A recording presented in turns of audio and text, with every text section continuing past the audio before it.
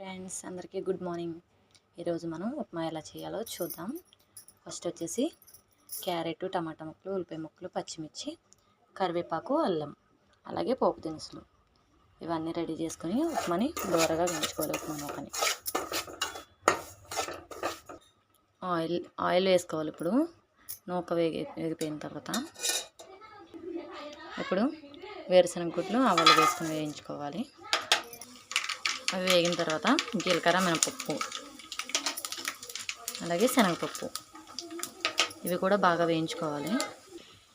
తర్వాత కరివేపాకు, ఇప్పుడు అల్లం వేసుకోవాలి. అల్లం ముక్కలు బాగా వేగాలి. తర్వాత క్యారెట్ ముక్కలు ఇవి కూడా బాగా వేగాలి. ఇవి వేగిన తర్వాత ఉల్లిపాయ ముక్కలు, టమాటా ముక్కలు, ఈ పోపులన్నీ బాగా వేగిన తర్వాత ఇప్పుడు వాటర్ వేసుకోవాలి.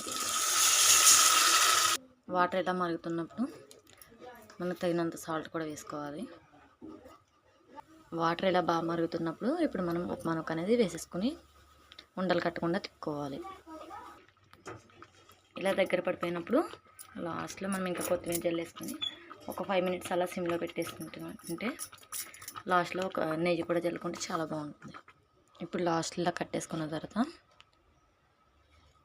ఇప్పుడు ఇలా దగ్గరికి వచ్చిన తర్వాత లాస్ట్లో కట్టేసుకొని కొద్దిగా నెయ్యి వేసుకుంటే పైన ఎంతో టేస్టీ అండ్ యమ్మీ ఉప్మా అనేది ప్రిపేర్ అయిపోతుంది.